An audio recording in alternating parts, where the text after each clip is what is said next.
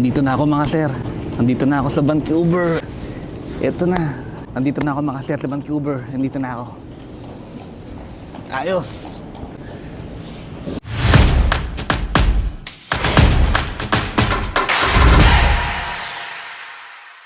Nandito ko ngayon sa Edmonton Airport. Bakit? Dahil pupunta ako ng Vancouver. At bakit din? Kasi ngayon yung pinakamahalagang araw para sa akin. Pinakamasaya lalo. Pinakahihintay ko.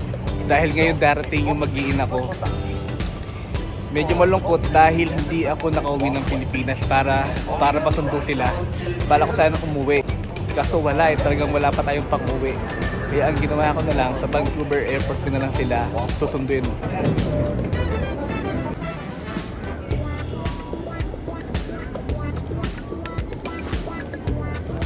Yan na sila mga sir, grabe yan. Ilang minutes na lang. Sobrang excited na ako mga sir.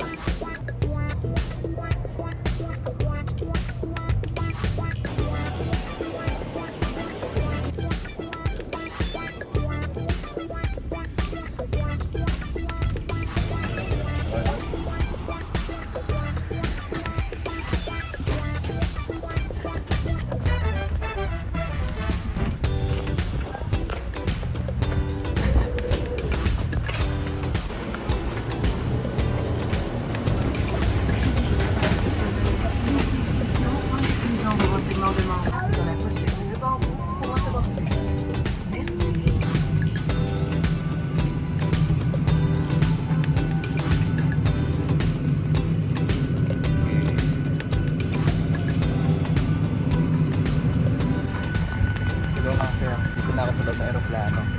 Sa loob ulit ng 4 na taon, kaya lang ulit ako makakasakay ulit ng aeroplano.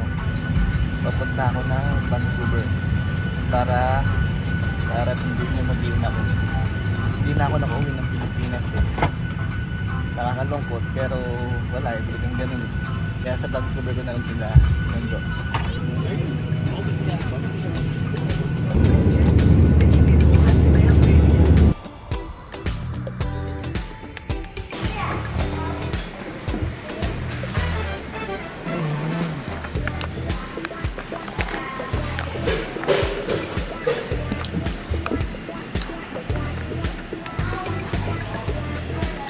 Ayun mga sir, magandang araw.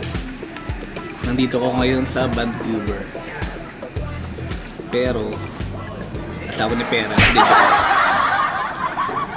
Pero maghihintay pa ako hanggang mamayang hapon. Kasi mamayang hapon pa yung arrival ng mag-iina ko. Hindi ako nakauwi ng Pilipinas, kaya dito ko sila sinundo sa Vancouver. Para kahit paano matulungan ko yung asawa ko kasi medyo marami yung dala niyang bagahe. 4 na box yata yun. Tapos 3 pa yung anak namin. Kaya medyo mahirapan. Kaya sabi ko kahit sa Vancouver ko na lang sila sunduin. Kaso parang di yata dito yung arrival ng international.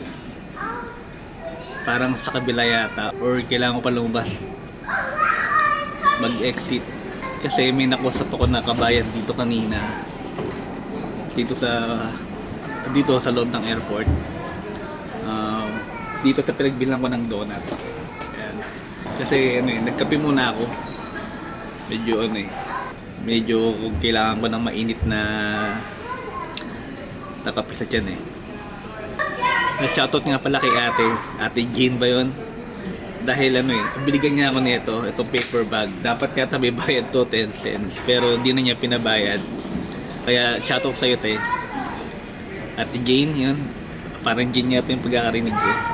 Thank you. Okay yung donut nyo. Okay yung donut nyo, masarap. Sarap. This donut. Pag kayo nandito sa Vancouver, pag kayo nag-arrive dito, subukan nyo to.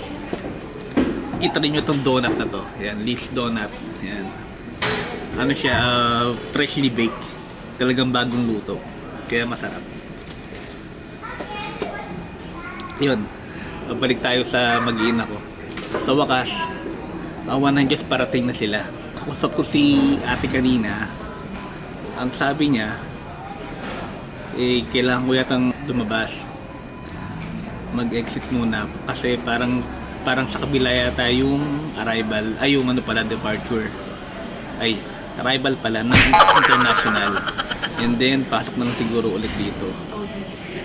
Akala ko sinong una dito rin yung arrival ng international, so ang plano ko sana hintayin ko na lang sila dito sa dito, yan, hintayin ko na lang sana sila dito, yan.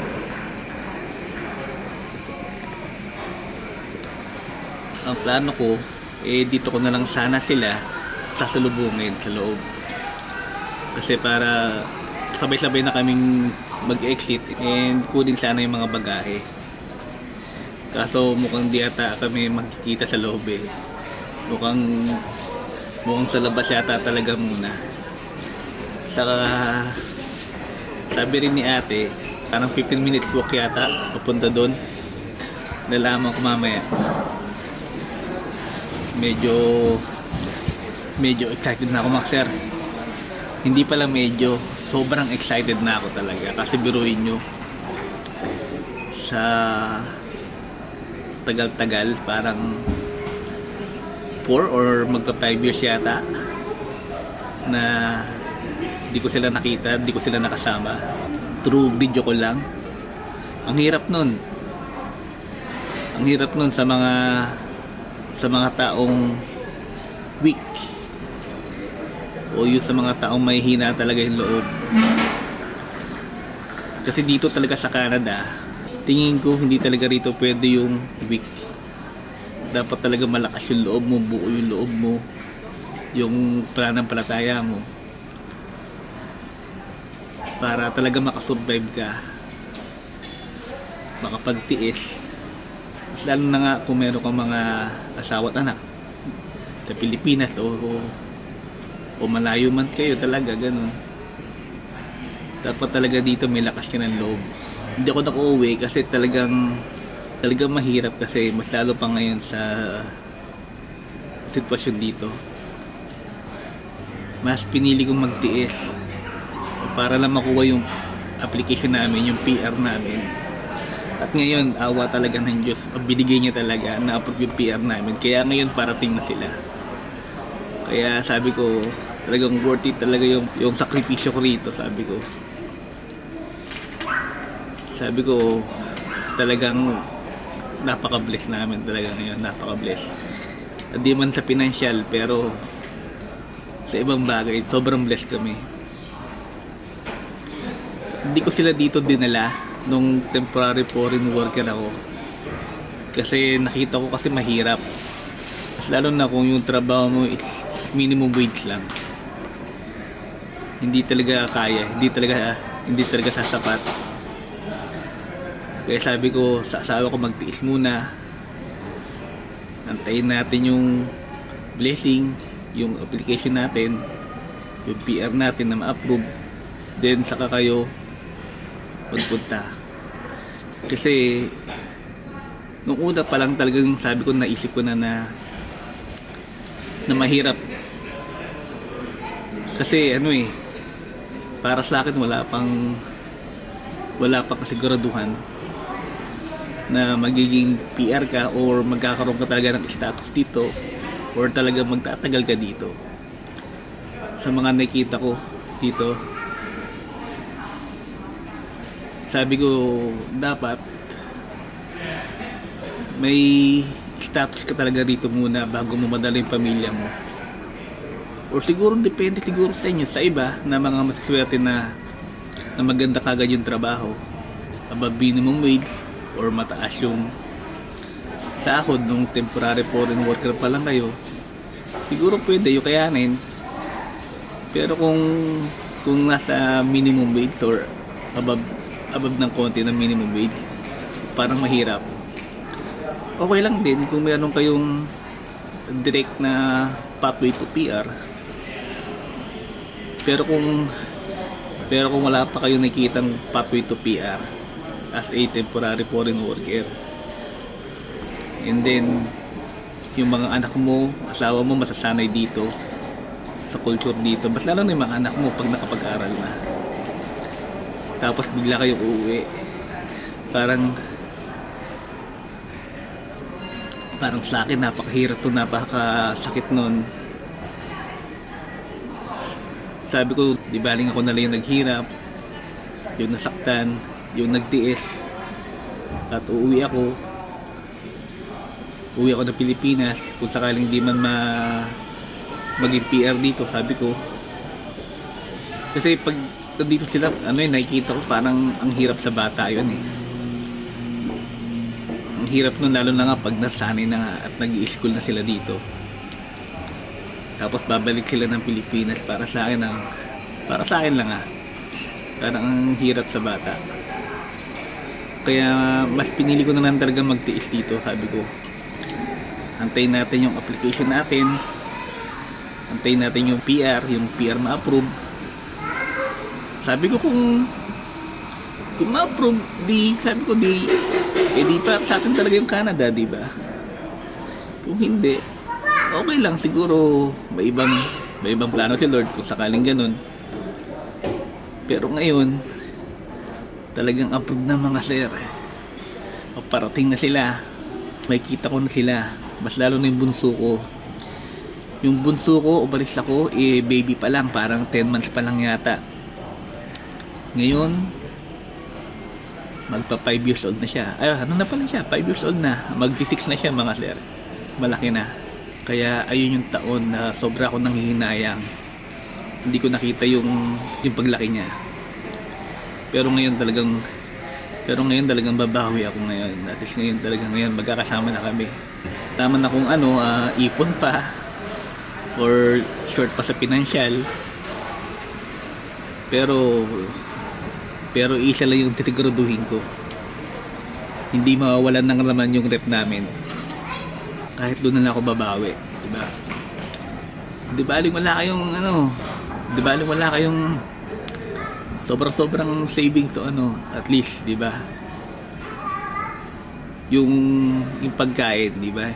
Meron, saka yung busog sila palagi. Doon lang okay na ako. Kaya mga sir, mamaya na mga sir, hanapin ko muna kung dito yung airport ay yung arrival, pero tingin ko talaga hindi mukhang hindi talaga dito yung arrival ng ng international eh. Mukhang kailangan mo talaga lumabas eh. Mukhang dito is domestic lang. Ayan domestic lang dito. Kaya mga sir, mamaya na lang.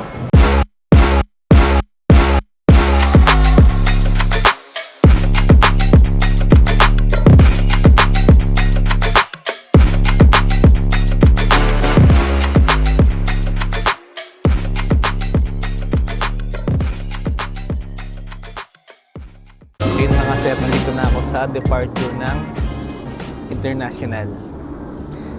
Hindi pa ako nagpunta ron sa arrival kasi mamaya pa naman, medyo maaga pa naman. Pero nakita ko na yung arrival, kung asan yung arrival, andun sa baba. Pag elevator lang ako or escalator, then andun na yung arrival sa baba. Naghahanap ako ng ng flowers para sana sa asawa ko. Bibigay ko sana. Kaso wala akong makita rito ng bulaklak. Hindi ko alam kung may nabibilan dito. Naglakad na ako sa dulo, pati doon sa kabila. Wala akong nakitang flowers eh. Pero mamaya mag-iikot ulit ako. Medyo napagod lang ako eh. Kaya nagpahinga muna ako, naupo muna ako. Medyo malawak to mga sir, itong airport ng Vancouver. Pag nilakad mo pag galing ka sa domestic, tapos dito sa departure and arrival ng international. Kaya nagpahinga muna ako, napagod ako eh. Ano pa naman eh? Ano pa naman, maaga pa naman. Na oras na ba? Ito, na oras na ba? Maaga pa naman, alas 12 pa lang. And yung mag-iina ko, ang dating is 4 o'clock ng hapon. Ay, di pala, 4:30 ng hapon dito.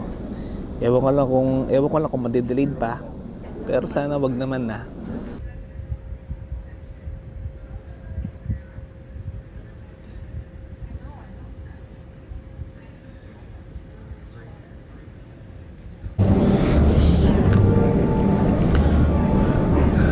Napagod talaga ako mga sir.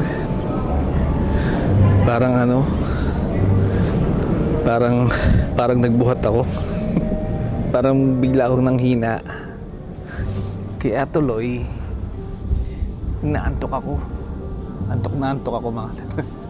Siguro baka matulog muna ako or midlip. Maaga pa naman eh. Alas 12 pasado pa lang. Darating sila mga 4:30 ng hapon. Huwag sana ma-delayed yung flight nila para mas okay, di ba? Kasi pag na-delayed, siyempre, asayang yung oras, di ba? Kaya ito, nagpapahinga muna ako. Inaantok talaga ako eh. Grabe.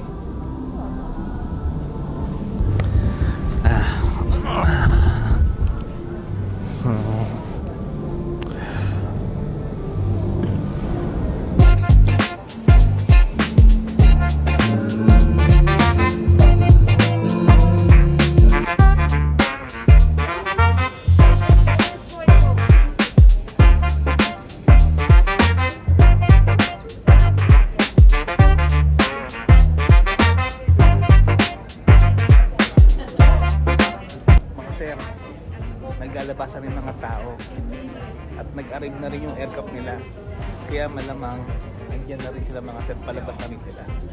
Hindi ko ma-explain yung naramdaman ko, lahat ng feeling naramdaman ko saya,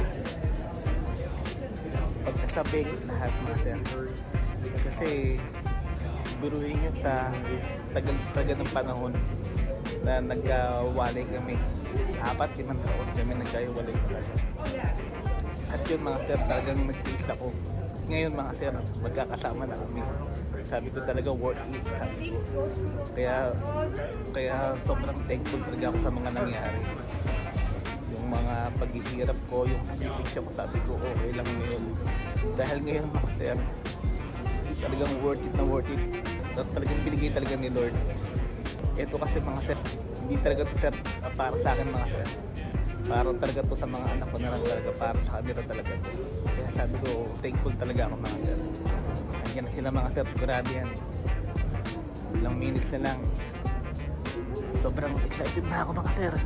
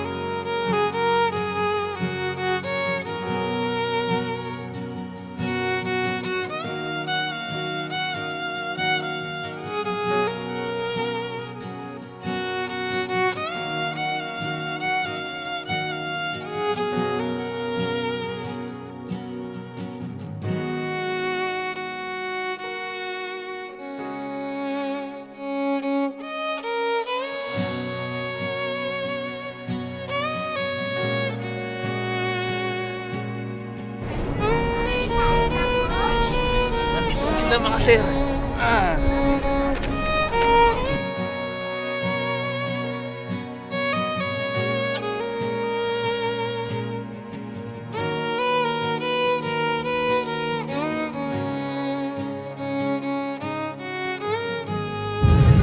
Mga sir, pag-take off na, babalik na kami ng Edmonton.